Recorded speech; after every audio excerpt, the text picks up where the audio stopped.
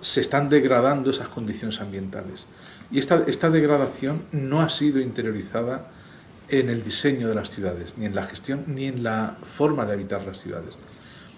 Yo creo que tenemos mucho que aprender de ciudades que ya están padeciendo desde hace mucho tiempo por su clima anterior. Por ejemplo, las ciudades del norte de África, las ciudades del Oriente Próximo, esas ciudades que han convivido con el calor de manera secular.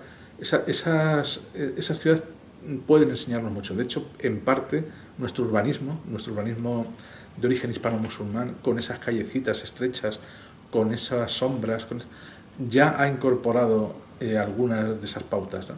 Pero yo creo que la gran ciudad, ¿no? Las grandes ciudades como Sevilla, tienen que dar soluciones más modernas, más imaginativas y que den respuesta a problemas de muchísimas personas.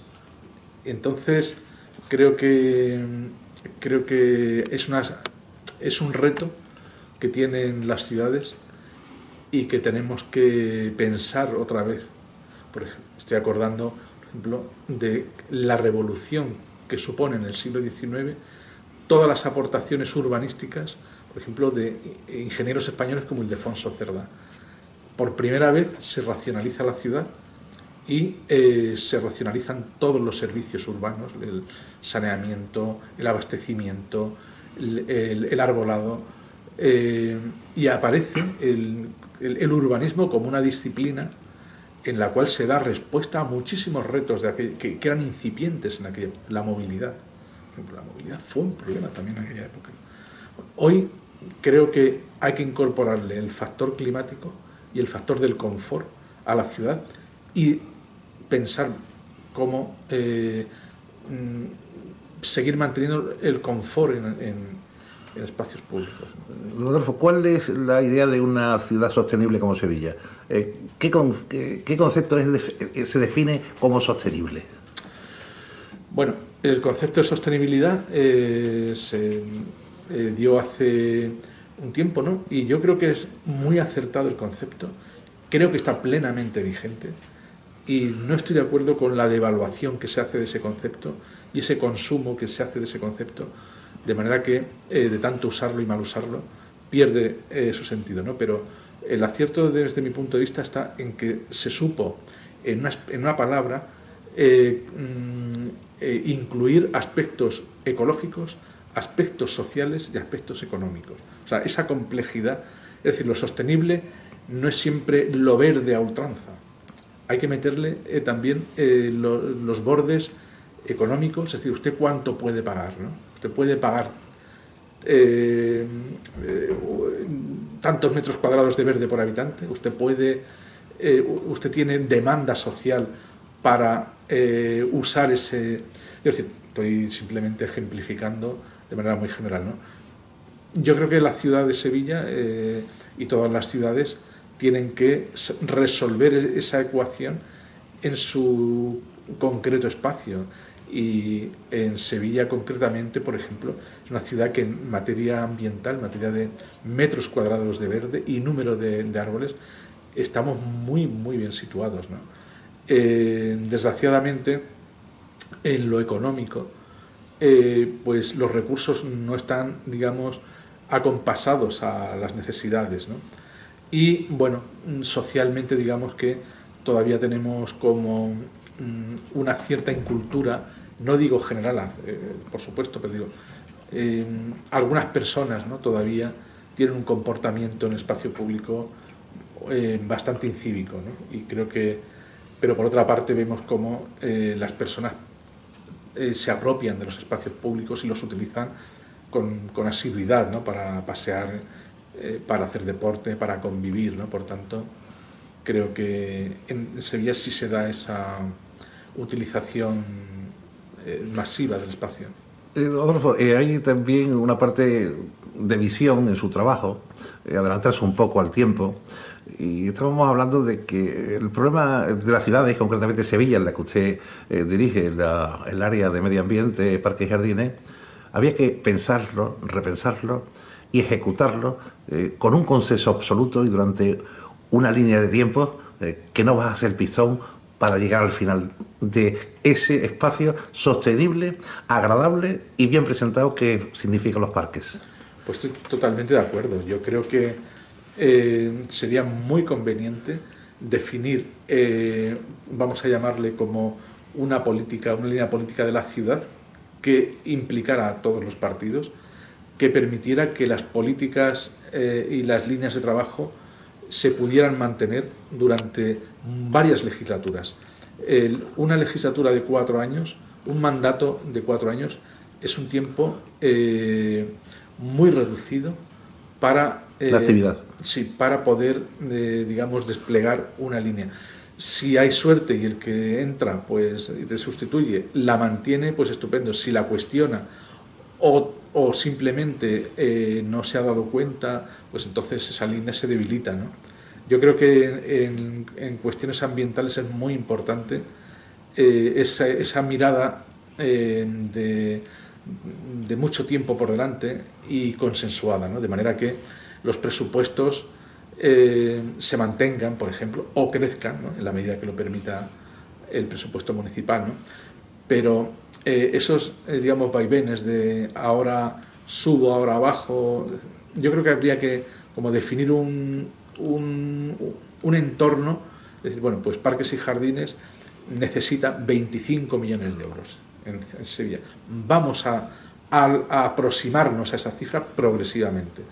¿Para qué? Pues para permitir que haya unas dotaciones de personal suficientes, que haya funcionarios suficientes, ¿no? De manera que las personas que dirigen a esas grandes empresas o a los medios propios, pues puedan esas personas hacerlo con cierta seguridad, ¿no? Y no con una precariedad, porque ahora hay tan pocas personas que tienen tantísimo espacio a su cargo, que yo comprendo que tengan una sensación de inquietud, de agotamiento, ¿no? Porque no dan abasto, ¿no? No se da abasto en los parques históricos, no se da abasto en la ciudad, ¿no? Y entonces sería importante. Bien, yo creo que hemos puesto las bases en este mandato para que eso sea posible. De hecho, se ha incrementado el presupuesto, pero para que todas esas líneas de trabajo den resultado, el esfuerzo no puede ser anecdótico y puntual, tiene que ser sostenido y no de un mandato, pues, sería muy deseable, por tanto, que hubiera un consenso de respeto, decir, bueno, nuestros grandes objetivos de ciudad es tener tantos funcionarios, tantos personal de medios propios, tanto presupuesto y con estas líneas, digamos, de tipo ecológico, de tipo, es decir, por ejemplo, todo lo que es la gestión de la avifauna, lo que es la gestión de los productos fitosanitarios, bueno, la educación ambiental, ¿no? No existe en este momento en Parques y Jardines educación ambiental, no existe, ¿no? Pues sería importante que hubiera una línea que no fuera anecdótica, ¿no? Que no la pusiera yo en marcha, pero luego se quita, porque es importante que la población pues tenga ese digamos, mensaje educativo de manera permanente, ¿no? Yo creo que hay 3 circunstancias que definen el progreso.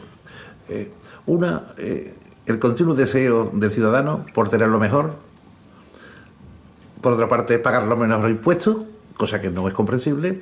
Tercera, el funcionariado. Cada vez hay menos funcionarios porque se están acortando los modelos económicos de las ciudades.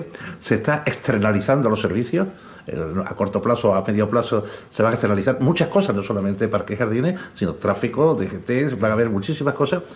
¿Por qué? Porque la sustitución de una externalización, si alguien se pone de baja, está obligado la empresa a sustituirlo por otra persona. Aquí, cuando hay una baja, 2, 3, 4, los metros cuadrados aumentan, el rendimiento baja y tener todas esas cosas en su mano no depende de usted. Usted puede tener la mejor voluntad del mundo, dirigir lo mejor del mundo, pero después tiene unos tentáculos que son las partes administrativas y las partes ejecutivas de los parques, que si no las tiene a su disposición, le es imposible llegar a un buen puerto, ¿no? Sí, bueno, digamos que es el reto de todo gestor es administrar lo que tiene con lo que tiene, ¿no? O sea, desgraciadamente en la economía siempre los recursos son limitados, ¿no?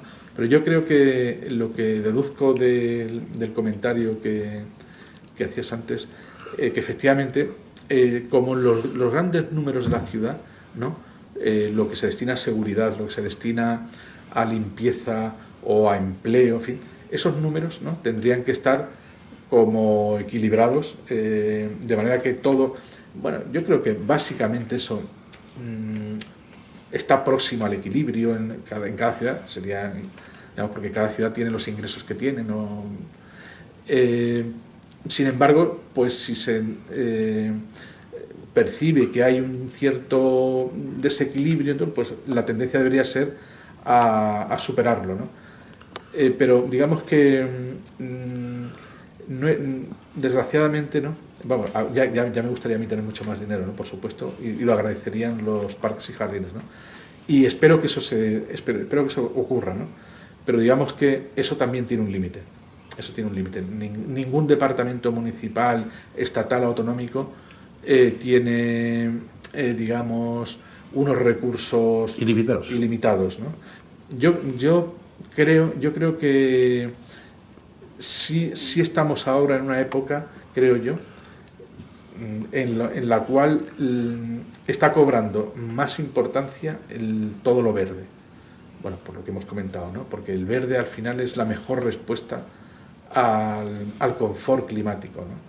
Es decir, que haya más árboles, hay más sombra, hay más humedad, hay más paisaje de mayor calidad. Por tanto, yo creo que el verde va a ir cobrando mayor importancia en el tiempo debido a esta circunstancia ahora específica del confort climático de las ciudades, ¿no? Usted que se lleva bien con todos los partidos, y me refiero por su talante humano y negociador que le toca. ¿Qué le explica usted a los demás cuando dice ¿y por qué no hacemos esto? ¿Y por qué no hacemos lo otro? Claro, es como si yo llego a mi comunidad y digo, bueno, ¿y por qué no la ponemos de mármol? ¿Y por qué no ponemos un ascensor de plata? Porque no tenemos recursos, porque claro, estamos limitados a lo que estamos limitados. Y una cosa es predicar y otra cosa es dar trigo, ¿no? Bueno, yo efectivamente siempre he cultivado la buena relación con las personas y por supuesto con las personas que tienen opinión distinta y que están en la oposición, ¿no? Porque yo creo que todas hacen su trabajo y si no existieran, mal iríamos, ¿no? O sea, el contraste y eso es un acicate para la gestión, ¿no? Y yo creo que mi experiencia siempre ha sido, bueno, quizá también un poco por talante mío, ¿no? Hay personas que somos conciliadoras, otras son más reflexivas, otras son más en fin, expresivas, ¿no?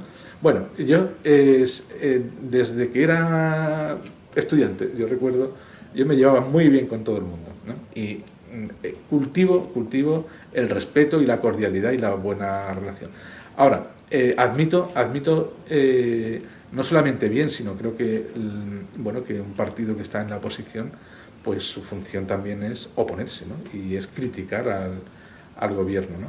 Yo eso no lo llevo en absoluto mal.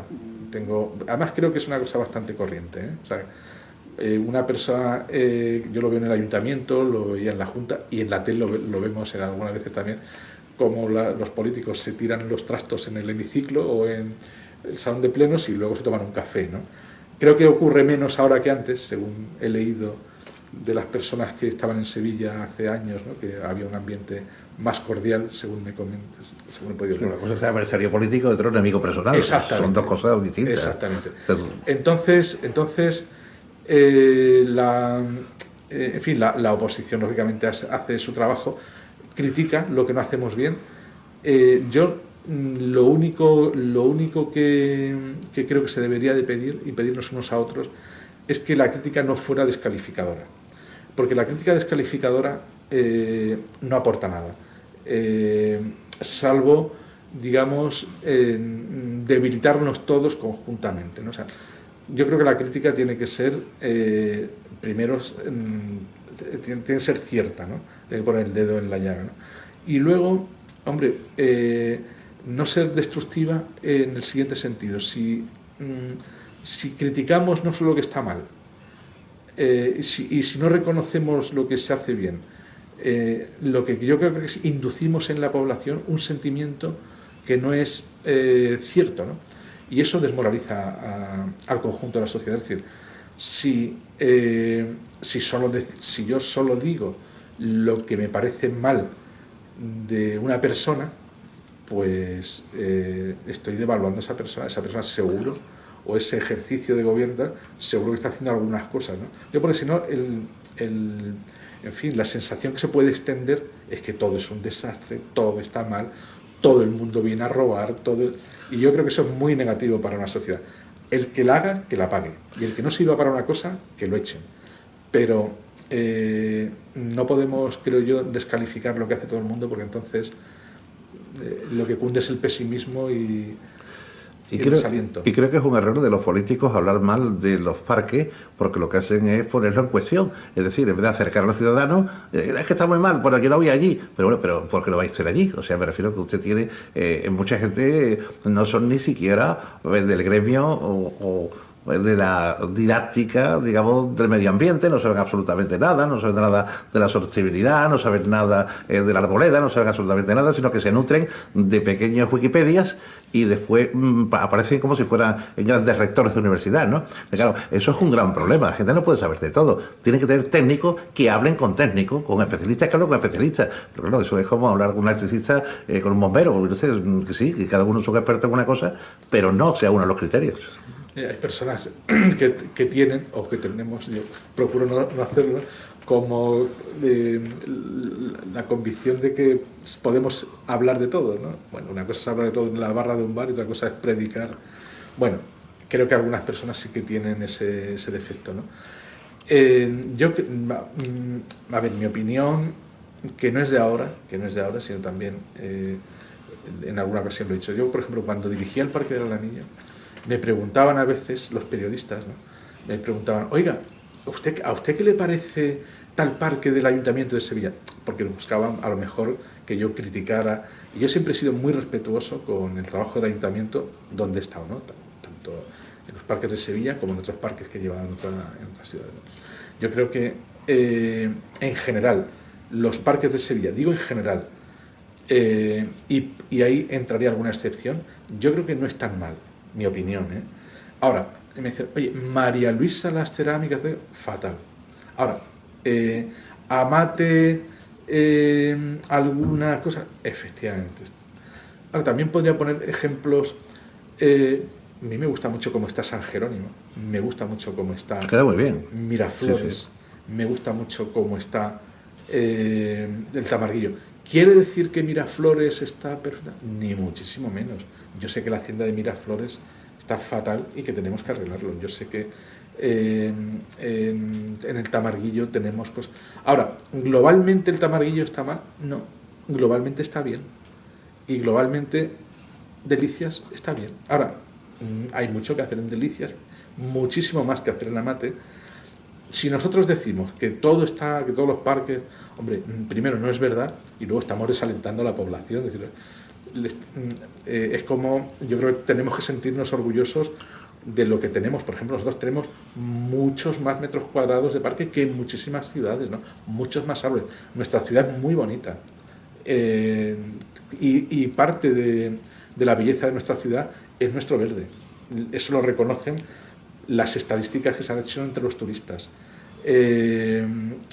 Cómo valoran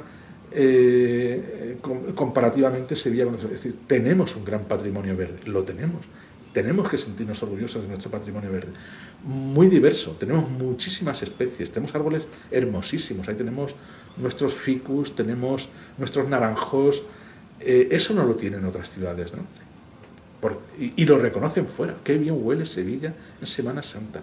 Qué bonito los jardines de Murillo. Hombre, yo no voy a ocultar que las fuentes de Murillo hay que arreglarlas. Las vamos a arreglar este año, ¿no? Pero quiero decir, ser exigentes con el gobierno está muy bien. Hay que exigirle al gobierno. Pero no descalificar lo que es de la ciudad. El patrimonio de la ciudad son nuestros jardines, nuestra vegetación, eso es nuestro y tenemos que defenderlo, y también lo defendemos con la crítica, exigiéndole al ayuntamiento que lo haga mejor, exigiéndome a mí que lo haga mejor. pero no devaluando todo de manera genérica, porque entonces de repente nos deprimimos todos, ¿no? ¿Por qué no hay más fuentes también en la ciudad? Ya que estamos hablando de sostenibilidad y estamos hablando también de una visión, me refiero que sea agradable a los ciudadanos. ¿Por qué no hay más fuentes en la ciudad? ¿Por qué no hay más chorros de agua, más generalife? Todo eso da sensación de frescor, sí, cuando uno entra en la ciudad. Y estamos en una ciudad realmente muy cálida, muy meridional, y esto se apagan las fuentes. Yo creo que hay muchos recursos que se tiran, el agua, la cantidad de agua que se tira diariamente, se podría sostener ese agua que puede estar bombeada, no hace falta que sea agua continuamente gastada, sino que sea agua reciclada, ¿no? Mira, con respecto a las fuentes, comparto totalmente lo que has dicho, ¿no? Hay un problema práctico que es el siguiente. Mantener una fuente con su limpieza, con su transparencia, con su sonido, una fuente que no sea pues un vertedero donde hay latas flotando, claro, donde hay algas, o donde está el barro abajo. Es difícil. Es difícil porque requiere un mantenimiento costoso. A eso le tenemos que añadir, desde hace unos años, que lo conocemos, la legionela. La legionela ha existido siempre. Lo que pasa es que hasta hace, vamos a decir, 20 años, por decir algo, ¿no? No se conocía, sí. Pues era una bacteria que no había entrado en el catálogo de circunstancias a tener en cuenta a la hora de diseñar las fuentes, los riegos por aspersión, los aires acondicionados, ¿no? Es una bacteria de una grandísima agresividad cuando se inhala, y eso ha obligado a que todas las fuentes tengan que tener unos sistemas de purificación de esos gérmenes. Eso encarece y complica, junto a las otras. Es decir, ya teníamos problemas de limpieza de los estanques, de la fontanería, de la calidad del agua, etcétera, y ahora se nos añade otro problema. Una anécdota. Por ejemplo, la fuente del Parque de Amate costaría rehabilitarla en torno casi 400.000 euros, la fuente central. Fíjate qué cantidad de dinero, más luego el mantenimiento diario que habría que hacerle de limpieza. Por tanto, tenemos un problema todavía digamos, tecnológico y de diseño. Tenemos que resolver bien el tema de las fuentes para que podamos permitirnos tener esas fuentes, pero habiendo minimizado esos efectos. Yo esa fórmula todavía no la he encontrado, pero tampoco creo que sea imposible, pero creo que hay que trabajar más para poder generalizar un poco eso en una ciudad como la nuestra, que verdaderamente necesita esas islas de confort, ¿no? Que son las fuentes y son los espacios que arropan esas fuentes, ¿no? De jardinería, de mobiliario urbano, para poder disfrutar de ese agua en unas condiciones de limpieza, de salud idóneas, ¿no? Bueno, si uno tiene que visionar a 30 años vista, parece que al traer uno por el Parque Amate vería una gran pantalla de plasma con una fuente virtual y después una serie de expresores pequeños que vienen sensaciones y que es bajo costo. O sea, porque claro, ahora 70 millones simplemente poner de pie en un barrio evidentemente marginal como es todo lo que está alrededor, sería un auténtico, un insulto a la clase degradada que está en esa zona, ¿no? Claro, sí. yo no se lo entiendo, ¿no? Es complicado. Sí, es complicado, pero ahí están los retos. O sea, el hecho de que sea complicado quiere decir que no se puede simplificar, que no se puede hacer un gesto de cara a la galería, ¿no? Que quede muy bien el día de la inauguración. Yo lo inauguro hoy y me voy mañana, ¿no? Y le dejo el problema al que venga, ¿no? A mí, lógicamente, a todo el que gestiona no le gustan ese tipo de soluciones, ¿no? Y don Adolfo, yo pregunto, si hubiese una serie de arcos con esas pulverizaciones que existen en los bares y se pudiera pasar por allí, eso no tendría ningún problema. Lo veo factible, Eso sí que me parece posible y además realizable, y creo que deberíamos de hacer alguna experiencia de ese tipo, porque eso sí que creo yo que tiene una Sí, solución. yo llegué allí por la mañana y estoy pasando calor, voy a la cafetería, lo que sea, y simplemente con pasar por ese pequeño arco, con esa pulverización, que Sí. no tiene ningún Sí, sí, problema, sí. ni siquiera en el suelo porque no llega, porque se evapora. Nosotros tuvimos esto en la Expo, en Expo 92. Claro, Tuvimos y debíamos aprender de un allí. montón Claro, de tecnologías, de hallazgos que después no se ha hemos dejado. desarrollado. Sí, sí, sí. Pero eso efectivamente está inventado y yo no digo que sea la solución, o sí, puede Bueno, ser. pero es agradable. No, pero yo es que creo que ahora estamos en el momento en el que hay que probar muchísimas cosas. Todas las cosas que se le ocurran a cualquiera y medio lo resuelva, porque esos ensayos son los que irán decantando una buena solución. Es decir, esto a mí me parece una cosa interesante para probar. Y por Sevilla Y igual. O sea, usted imagínese, en la misma plaza de San Pedro, que la tenemos que céntrica, el turista viene agobiado. Ahora ya por lo menos puede encontrar una fuente fernandina, por lo menos para echarse un poco de agua, incluso lo utiliza para echarse en los pies porque le quema sí, el suelo, pero se refrescaría de alguna forma y seguiría, sin bueno, ser una fuente. en España no tenemos esa cultura, que se ha entrado con los turistas, ¿no? Pero en muchas ciudades vemos con normalidad como los turistas se quitan su calzado y Para ponen sus refrescarse, sí, sí, pies el agua, sí. en una fuente de agua, ¿no? En la cual pues está permitido, ¿no? Incluso está favorecido porque está a una altura que permite sentarse. Yo creo que eso tenemos que empezar a probarlo en Sevilla para ver las cosas que funcionan y las que no funcionan, o las que funcionan cuarto y mitad, ¿no? Porque lo que no podemos seguir es como estamos. Pero debido a, estamos charlando, siempre es hablar un poco por hablar, pero bueno, siempre se sacan conceptos claros y, por ejemplo, los bares tienen puestos los pulverizadores eso. Entendieron de que no solamente tenía que estar el fresco, sino mantener el fresco. El fresco era difícil mantenerlo porque la ciudad da lo que da. Pero bueno, el estar allí de cuando en cuando, que refrescarte y esa visita a la iglesia es agradable. Habría que buscar todas esas cosas Bueno, porque es muy poca inversión, muy sí, poca, porque además sí. no existe ni siquiera bombeo, ni existan máquinas para lanzarlo, sino que con la misma presión hidráulica la hay. Efectivamente. Se lo he escuchado, no sé, o lo he leído, o algún amigo, en fin, no sé por dónde me ha llegado una idea que me parece como muy buena. Se parece a lo que estamos hablando. Serían como islas, ¿no? Vamos a llamarle como climáticas, ¿no? Donde uno podría refrescarse. Imaginemos, por decir algo, la Plaza Nueva, ¿no? En algún sitio, ¿no?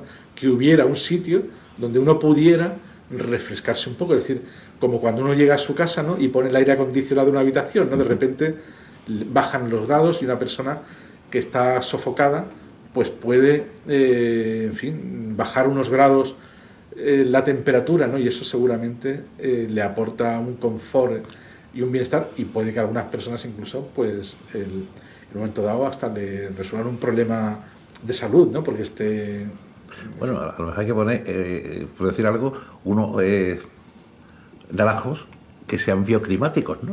En el sentido de que del mismo naranjo salga la aspersión, ¿no? Para no romper por lo que es la armonía visual, ¿no?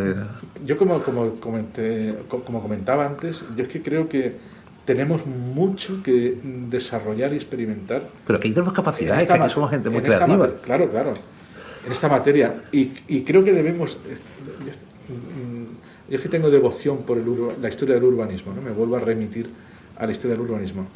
Cuando las ciudades salen de todo ese ambiente, digamos, de ciudad antigua, bueno, ahora nos parece normal ir por una calle pavimentada. Nos parece normal darle a un grifo y que salga agua. Nos parece normal que tiremos de la cadena y vaya todo ese agua residual a un colector. Eso nos parece normal. Eso tiene 100 años. Antes no existía. Y hemos preparado las ciudades para que eso sea posible.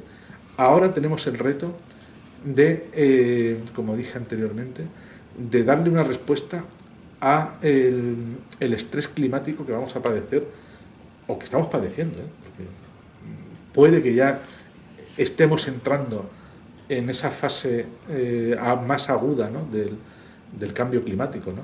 Y necesitamos, porque si no, no vamos a poder vivir en nuestras ciudades, ¿no? Las velas que se ponen en las calles están muy bien, de hecho se notan muchísimo en las calles del centro de la ciudad, ¿no? Pero no hay velas en Bellavista, no hay velas en el Polígono Sur, ¿no? Digamos que hay que extender ese bienestar, ese confort, yo creo que a muchísimas, y eso hay que hacerlo a través de muchas soluciones, no de una sola, ¿no? Y usted como persona experta en el medio ambiente, hay algo recurrente que es nuestro río Guadalquivir. El Támesis se propuso limpiarse, se limpió. El Sena se propuso limpiarlo, se limpió. Allí no existía ni siquiera vida. Ha vuelto a resurgir. Ahí las aguas vienen limpias. No, prohibido las aguas fecales, prohibido las aguas industriales, prohibido las aguas contaminantes. Todo eso se retiró de la canalización correspondiente del río. Nosotros, nuestro río, tenemos un gran problema porque nuestro río es un río marítimo, no es un río fluvial, es decir, que sube y baja con la marea, y cualquier agresión que le hagamos al río, incluso con el dragado, esto que parece que es muy fácil, para que vean que los barcos más grandes, ¿no? Entonces, es que entra más agua de mar, más sal, y eso contaminaría y perjudicaría a la parte arrocera y la parte de cultivos externos, ¿no? El río, ¿qué solución tiene? Me refiero para verlo en vida, porque prácticamente la vida que existe de los barbos y todo allí están a ciegas, porque es que prácticamente ha perdido ya el sentido de la visión, porque no hay visión debajo del agua. Bueno, la verdad es que es un tema tan querido, ¿no?, para todos los sevillanos, ¿no?, todos los que vivimos aquí. Nuestro río, ¿no? Bueno, el Guadalquivir es un elemento bioclimático de primerísimo orden. O sea, todo el chorro de aire que viene desde el mar y recorre todo el espacio que hasta llegar a la ciudad, le aporta a la ciudad digamos unas condiciones, baja la temperatura, O sea, lo que pasa es que eso a lo mejor todavía no está muy cuantificada, pero nosotros lo percibimos, O sea, cómo el río tiene esa función, ¿no? Que si no tuviéramos el Guadalquivir nos íbamos a enterar de lo que era el calor. De lo que decía, ¿no? A mí, a ver, el río me parece que se está abusando desde el punto de vista de lo marítimo, pero es una opinión lógicamente muy personal, ¿no? Aparte de la historia del urbanismo, siempre me han interesado muchísimo la historia de las obras públicas, ¿no? Y las obras públicas del Guadalquivir son impresionantes, ¿no?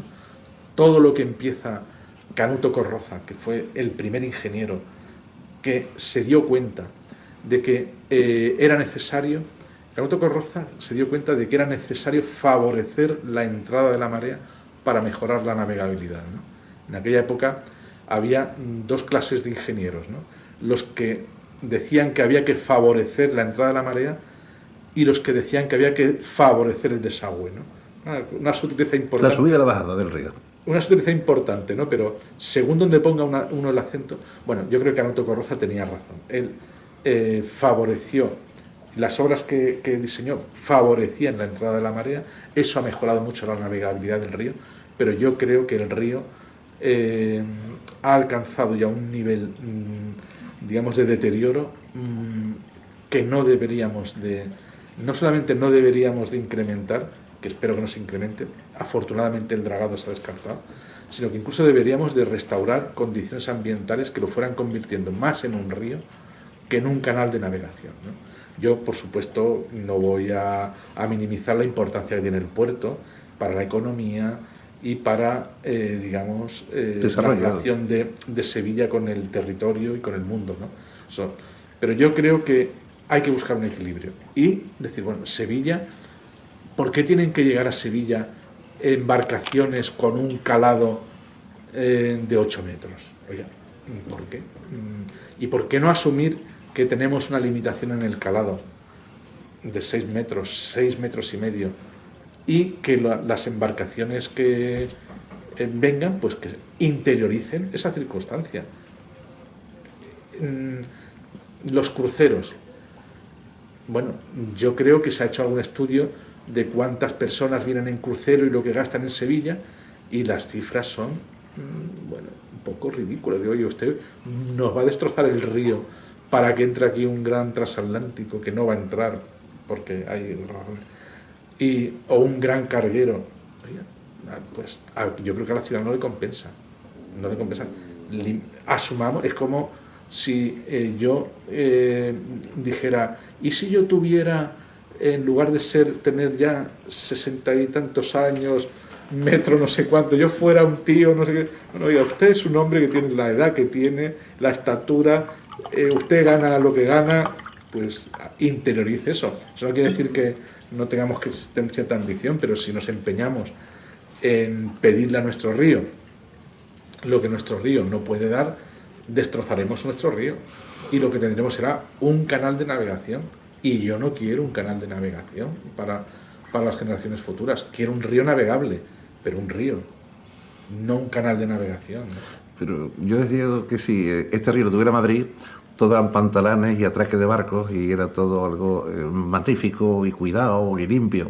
Sin embargo, aquí el río Guadalquivir llega a las orillas fangueras, que se llaman prácticamente a las alturas de Coria, cuando nos vamos a la primera isla del Guadalquivir, de ese ecosistema realmente importante y que está ahí a kilómetros y medio de Puebla del Río, de Coria. Todo eso influye mucho y además decirle al público que el canal navegable es muy corto porque tiene 20 o 30 metros en el mismo centro del Guadalquivir, porque el resto son orillas que van a un lado y a otro, ¿no? Bueno, ahí está también el tema, claro, precisamente la inestabilidad de los terrenos lo que favorece es que ese canal de profundización desestabilice El ecosistema, sí. las laderas. O sea, entra más agua del mar, por tanto trae más salinidad, pero desestabiliza las márgenes. Yo he hecho varias veces el viaje Sevilla-Bonanza en barco y ahí se ven algunas veces naranjos en el río, se ven torres eléctricas en el río, se ven escolleras, es decir, es que el río tiene una erosión ahí muy importante porque no solamente del oleaje de los barcos, sino además, sobre todo yo creo que del dragado, de ese dragado que se hace de mantenimiento, que va provocando que esos suelos, al final los suelos tienen se desplazan. Un talud de equilibrio. Sí. Todos los materiales tienen un talud de equilibrio, la arena tiene un talud de equilibrio, la arcilla tiene un talud. Y la tendencia natural es que los materiales tengan ese talud. Por tanto, es una batalla perdida. Es decir, no le vamos a ganar nunca al río esa batalla. El río siempre nos va a ganar porque tiene mucho tiempo por delante y tiene muchísima energía, ¿no? Por tanto, estamos gastando toda la vida mucho dinero en estabilizar unas márgenes y además nos vamos a cargar las márgenes del río. Si no hay estabilidad en la margen, no hay estabilidad en la vegetación y el agua estará pues siempre turbia. En fin, creo que... Rodolfo, 25 años de su llegada a la Expo, recuerdo incipiente de nuestro amigo Pellón, bueno, de todos los ingenieros que estuvieron en aquella zona, una ciudad que cogió una isla, que estaba, esa isla Tercia, que está justamente frente por frente a las márgenes de Gerena, toda la parte correspondiente de la parte sur de nuestra ciudad, y allí se encontró ese lugar que no más que pasaban los barcos, los trenes, una muralla que dividía Sevilla, la calle Torneo, y que no dejaba ver. La gente creía que el río terminaba en Triana, se sorprendió cuando pasaba por la Macarena. Cuando vio usted la planificación de la Expo del 92, por este 25 aniversario que vamos a celebrar ahora, y que usted estuvo allí también, ¿cómo se encontró aquella isla y cómo era el sueño dorado de aquella época donde un partido apostó por una locura absoluta, pero que sin él Sevilla hoy no sería como es Sevilla? Bueno, la verdad es que tuve la inmensa suerte de caer en un lugar que fue importante, fue central en la planificación de la exposición universal. Tuve además la suerte de llegar a Sevilla cuando todo eso estaba pensándose, no existía, salvo en la mente de algunas personas, ¿no? Pero nuestro territorio era un territorio todavía de una gran ciudad, pero también una ciudad, no sé si la expresión es adecuada, muy provinciana en aquellas fechas, con un territorio muy rural, lo digo en el sentido positivo, ¿no? Donde se veía muy bien lo que era la ciudad y lo que era el campo, ¿no? Y la Cartuja era todo campo, ¿no? Era un vergel a la puerta de la campana. Eran, cuando nosotros llegamos por allí, muchos girasoles, naranjales, hermosísimos, muchísimos, ¿no? Todo era muy rural, ¿no? Muy rural. Y, bueno, yo había varias clases de personas en Sevilla, ¿no? Los que no se creían la exposición y los que sí la creíamos, ¿no? Los que no se creían la exposición, pues tenían un discurso, bueno, pues esto ya veremos, en fin, no tenían... Bueno, yo sí me lo creí. Entonces, trabajé con muchísima convicción y como seguro de que aquello iba a ocurrir, ¿no? Bueno, y tuvimos la suerte de que ocurrió, ¿no? Yo creo que tuvimos la gran suerte en aquella época de que había en el gobierno, estaba Felipe González, Alfonso Guerra, ¿no? Sevillanos que Conocedores profundos de la ciudad, sí. Cogieron aquel testigo, ¿no? Que les había venido, ¿no? De la celebración del quinto centenario, y aquello les sirvió de, digamos, no sé si de excusa o de razón, en fin, para hacer valer la apuesta por Sevilla y por todo el territorio circundante, porque el AVE no solamente beneficia a Sevilla y digamos, todas las obras que se hicieron en esas autovías no solo beneficiaron a Sevilla. Pero yo creo que aquello fue casi milagroso, ¿no? Yo, además, lo comentaba en aquella época, ¿no? Me vuelvo a remitir a mi formación de urbanista, ¿no? Yo que he estudiado cómo han evolucionado tantas ciudades en el mundo, yo en aquellas fechas decía, es que Sevilla está pegando un salto que solo se verá cuando hayan pasado 50 años, el que no quiera verlo, ¿no? Y mirarán para atrás y dirán, hay que ver esta gente lo que hizo, ¿eh? Bueno, pues es que Sevilla dio un salto de gigante en aquella época en todos los órdenes, ¿no? No solamente en las infraestructuras, que fueron muchas, ¿no? En orden cultural, en el orden político, ahí también coincidió la capitalidad reciente de la Comunidad Autónoma de Andalucía, y la Cartuja fue como el lugar donde aquello se hizo más evidente, se concentró todo, ¿no? Pero no olvidemos que las rondas que hay en la ciudad, la S30, la avenida del Tamarguillo, es decir, que Sevilla se modernizó, el Teatro de la Maestranza, es decir, el aeropuerto, ¿no? Las radiales, la S30, no se consideraría Sevilla sin una S30 hoy. Y como se decía entonces, los puentes, ¿no? Sevilla tenía Virgen de Luján, San Telmo y Triana, ¿no? Sí. Y de repente allá aparecieron 10 puentes más, ¿no? Quiero decir que fue verdaderamente una época... Y contamos, y perdón que le interrumpa, don Adolfo, con algo que la gente sabe muy poco. Contamos con dentro de los puentes que hay en Sevilla, hay un puente que lleva el puente esbelto, es decir, es el último que está ya en la transición, que no tiene un solo puntal, ni una sola base, sino que va de orilla a orilla, sí. Y con una tensión magnífica calculada, y va desde la calle Torneo hasta la parte de Cartuja. Bueno, ahí está el puente de la Cartuja, que tiene su pequeño récord de esbeltez, efectivamente. Es un puente que lo diseñó Fritz Leonhardt, un alemán, y que hay uno muy parecido en París, y pero este es mejor que el que hay en París. Tiene, bueno, en fin, un poco a lo mejor chauvinista esta expresión, ¿no? Pero es un buen puente, un puente del que podemos sentirnos orgullosos. El de la Barqueta también. Magnífico. Sí, y el del Alamillo también, ¿no? A pesar de... Sí, digamos, el puente de Mafre y el Alamillo, sí. Sí, sí. Bueno, el del quinto centenario es un grandísimo puente, pero digamos que desde el punto de vista ingenieril es un puente más visto, ¿no? Ya no tiene esos alardes de luces que tenían... Bueno, ese puente quedó corto porque había una segunda parte que era la parte de salida y llegada, y se utiliza uno para ida y retorno, ¿no? Los carriles, faltaba, yo vi los planos eso, y efectivamente sí. faltaba un segundo puente lateral a ese mismo, que completaría lo que vaciar Sevilla y llenar. Ahora, ¿no? Se ha quedado pequeño el puente del quinto, sí. del quinto centenario. Sí, es problema de retención. De todas maneras, vamos a seguir hablando de, sobre todo la visión cuando se puso en el año 92 el AVE de Sevilla. Bueno, ¿para qué va a servir el AVE? ¿Cuánta gente va aquí a Madrid? Eso era impensable, de que 25 años después no solamente haya un AVE, sino que haya 5 AVEs diarios entre Madrid y Sevilla. Hombre, a ver, yo creo que aquella época fue una época verdaderamente brillante en España, porque, bueno, España, que había optado por el ancho de vía sí. Digamos, que nadie tenía, como el francés, sí. que nadie tenía, nosotros optamos por un ancho de vía para que no nos invadieran, ¿no? un ancho de vía que... Pero curiosamente, don Adolfo, eso se desarrolla por unos ingenieros de aquí de Sevilla, de construcciones aeronáuticas, y después del Hispano de Aviación, que son los que retoman, y hay un tal Antonio Bastida, que es uno de los ingenieros, que junto con otros compañeros hacen que los trenes sean capaces de circular por España y atravesar al extranjero. Eso se hace aquí en Sevilla.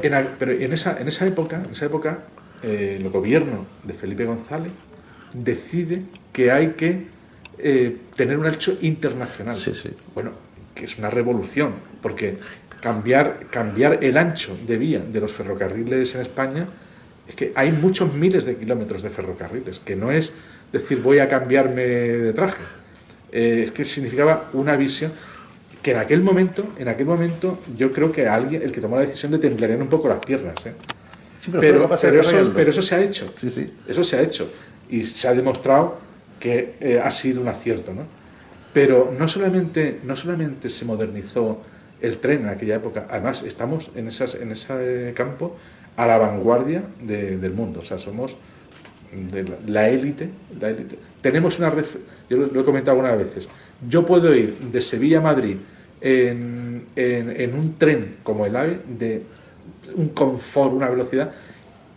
Los americanos no van de Nueva York a Washington, no tienen un AVE, tienen una autovía que está siempre congestionada, o te tienes que ir en avión, no tienen un AVE. Entre Washington y Nueva York no hay un AVE, no tienen esas... sin embargo, nosotros tenemos miles de kilómetros en España, ¿no? Pero en aquella época se puso en solfa la red de autovías de España.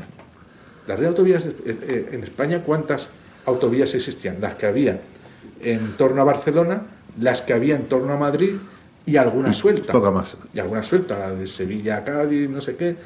Ya son radiales. Nada. Y de repente, toda España se articula sobre una red de autovías y autopistas gigantesca, que nos ponen en pocos años a la altura de Francia, a la altura de Alemania, pero directamente, ¿no? Todo aquello se hizo en aquella época porque hubo una gran visión de futuro, ¿no? Y simultáneamente con las Olimpiadas del 92, curioso, o sea, el esfuerzo fue titánico en España, sí, para los dos puntos, ¿no? Y la capitalidad cultural de Madrid, que se nos olvida. Sí, correcto. Sí. España estuvo en aquellos en el centro del mundo, sí. Sí, era el sitio de referencia en todo el mundo.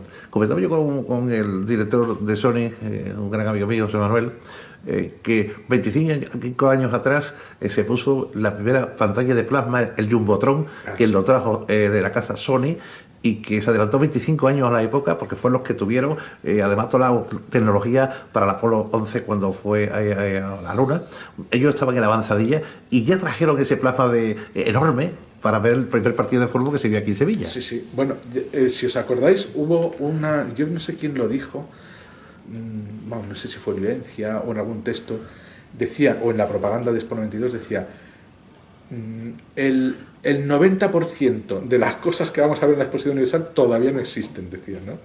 Es decir, cuando se empieza con la idea de la Exposición Universal, la era de los descubrimientos, las personas que sabían de prospectiva decían, muchas de las cosas que veremos todavía no existen. Yo recuerdo, por ejemplo, el éxito de los cines panorámicos, ¿no?, que vimos en Canadá, en el pabellón de Canadá, en el pabellón de España, en el de Fujitsu, ¿no? Probablemente aquella tecnología, cuando la trajeron aquí, era incipiente, ¿no? Y sin embargo nosotros lo vimos, ¿no? O esta otra que tú has comentado, ¿no? Bueno, yo diría que todo lo que vimos de bioclimatismo era novedosísimo, ¿no? Todo aquel empeño de bajar la temperatura. Decía creo que era Valeriano Ruiz, ¿no?, que uno de los artífices de aquello, que se habían sacado unas fotografías de rayos infrarrojos de la ciudad y que se detectaba que la isla de la Cartuja efectivamente tenía unos grados menos, porque lo detectaban aquellas fotografías de infrarrojos. O sea, Sevilla estaba a 40 grados y la isla de la Cartuja estaba a 35. 25 años antes, y la ciudad o la parte del mundo que más fibra óptica tiene por metro cuadrado se llama Cartuja. Por supuesto, sí. otra apuesta. Yo tuve la suerte de estar en el momento adecuado en el sitio. Recuerdo que Telefónica, yo estuve en una reunión de Telefónica en la que estaban todos los directivos de Telefónica antes del 92, porque se había dado la orden de poner fibra óptica en toda la ciudad. Pero allí había personas muy sensatas, yo no entiendo nada de telefonía, ¿no?, pero que tenían sus grandísimas dudas acerca de aquella tecnología nueva que se quería implantar. Decía, nos vamos a gastar un dineral y yo no sé. Y sin embargo aquello funcionó. Pero claro, hoy además todo... bueno, la fibra óptica ya llega hasta mi casa y a la tuya. Y sin embargo en aquella época había personas que se cuestionaban, se preguntaban si aquello era real o era una alarde. Bueno, pues era real y se hizo, ¿no? Bueno, España la verdad es que en muchas de esas cosas ha sido bastante pionera, ¿eh? O sea, hemos sido valientes. Hemos tenido mucha suerte, don Adolfo Fernández Palomares, que naturalmente es el director general de Medio Ambiente y de Parques y Jardines de nuestra ciudad, que en aquella época, en el 29, todos los países dieron lo mejor de sí, pero en el 92 exactamente hicieron igual. Es decir, se han hecho 3 exposiciones universales, pero no con esta magnitud como la de Sevilla, Pabellón de Canadá, Pabellón de México. Todo el mundo ha querido aquí dejar su huella, tal vez porque piensan de que, y saben que Sevilla es una punta de lanza y es una cabeza de Europa y una potencia naturalmente. Es curioso porque Sevilla no es una ciudad, comparado con otras ciudades de Europa, muy grande, una ciudad media, digamos. Y sin embargo Sevilla tiene un protagonismo, yo creo que sobre todo por su cultura. O sea, es una ciudad que ha inspirado muchísimas obras artísticas, ¿no? Óperas, un montón, ya sabemos, ¿no? Pero ha tenido grandísimos pintores. Bueno, ahí está Velázquez, Murillo, grandísimos poetas, músicos, ¿no? Sevilla tiene muchísima importancia en lo cultural y eso tiene mucha importancia a la hora del protagonismo, ¿no?, en el mundo, ¿no? Y yo creo que ese es uno de los valores que debemos de preservar y de cultivar en la ciudad, ¿no? Fue un acierto también poner el centro de alto rendimiento deportivo en la parte del margen de la dársena de Guadalquivir, al final casi ya de Alavillo. También fue una avanzadilla en lo que podía ser el futuro 25 años después. Tienes toda la razón. Bueno, precisamente el equipo que impulsó todo aquello, que estaba liderado pues por toda la gente de la sociedad estatal, ¿no?, Jacinto Pellón, Ginés Aparicio y otras personas, tuvieron acierto de ver en la dársena del Guadalquivir la mejor pista de remo que había en Europa y una de las mejores del mundo. Yo también tuve la suerte de estar en esas reuniones, ¿no? Recuerdo que vino, pues, no recuerdo, en fin, imagínate, el presidente de la Federación Internacional de Remo. Yo comimos un día con él, me invitaron a aquella reunión Ginés Aparicio, porque yo representaba a la Consejería de Obras Públicas en la isla de la Cartuja, y aquel hombre nos decía, no hay una pista como esta en el mundo. Dice, hay una en Australia, pero este dato no sé si es cierto, ¿no?, ya he perdido un poco Decía, hay una en Australia, imagínate, en Brisbane, pero está a 30 kilómetros de la ciudad. Con lo cual, es como si no tiene. Dice, pero una pista como esta aquí, que tiene un verano, que tiene un invierno, que tiene unas temperaturas, porque en invierno no se puede remar en el norte de Europa, no se puede remar. Sí. En Sevilla sí. Se puede, de hecho vienen muchísimas. Sí, se pone su abrigo y fuera. Y además tiene una longitud que creo que ellos pedían 2.000 metros o 2.500, la tenía, ¿no? Prolongando un poco hacia el sur y un poco hacia el norte, daba la longitud de la pista. Pues fue, digamos, otra manera de poner a Sevilla en el primerísimo plano del remo y del piragüismo en todo el mundo, ¿no? Yo creo que hubo muchísima visión. Yo recuerdo, y yo la llevaba apuntada la frase, lo que pasa es que la he buscado después y no la he encontrado. El rey en uno de sus discursos vino a decir algo así como tenemos que aspirar a lo máximo. No nos podemos conformar con lo tópico y con las soluciones estándar. Tenemos que ser ambiciosos y tenemos que aspirar a lo máximo. Y yo creo que en aquella época eso se hizo. O sea, yo creo que por parte de todo el mundo se miró con muchísima ambición, generosidad y con mucha altura de miras hacia el futuro, y se lograron resultados muy importantes. Pues llevamos una hora charlando, don Adolfo, nos encantó hablar con usted. Primero, decir que siempre hablar con los altos funcionarios, que nos expliquen cosas de forma sencilla, inteligible, que hablemos un poco de lo divino y de lo humano, que no metamos la cuña política porque la gente está cansado ya de tanto político mal uso, y sobre todo pues, darle las gracias por lo mucho y bien que está haciendo usted por nuestra ciudad dentro de los límites, entre comillas, que le permiten los presupuestos, que además quisiera usted que dejar la ciudad de Sevilla como Florencia, ¿no? Ay, me encantaría. De todas formas, creo que tenemos la suerte en la ciudad de contar con personas muy generosas, ¿no?, que dan su tiempo, por ejemplo, como vosotros, ¿no?, desde vuestro quehacer cotidiano, los ciudadanos de las asociaciones, ¿no?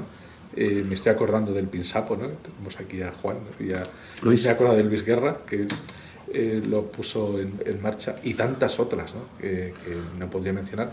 Y ese es un capital social en la ciudad muy importante, que puede aportar y aporta muchísimo. Y creo que hace mucho bien por la ciudad. Pues yo digo, don Adolfo, que a pesar de lo mucho y bien que hace usted por nuestra ciudad, del talento que tiene, de la forma de conducirlo, si usted pone esos aspersores pulverizados y la gente pasa por dentro y se queda fresquito, quedará usted como Aníbal González para el futuro. Ay, ojalá pudiera. Muchas gracias con poco dinero. Muchas gracias por la sugerencia, Carlos.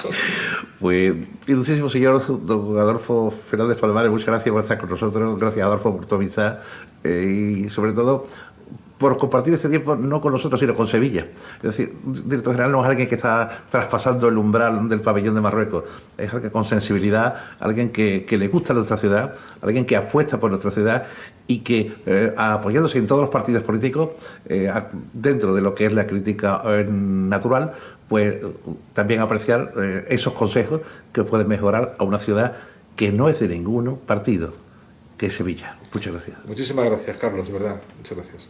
Espero no defraudar.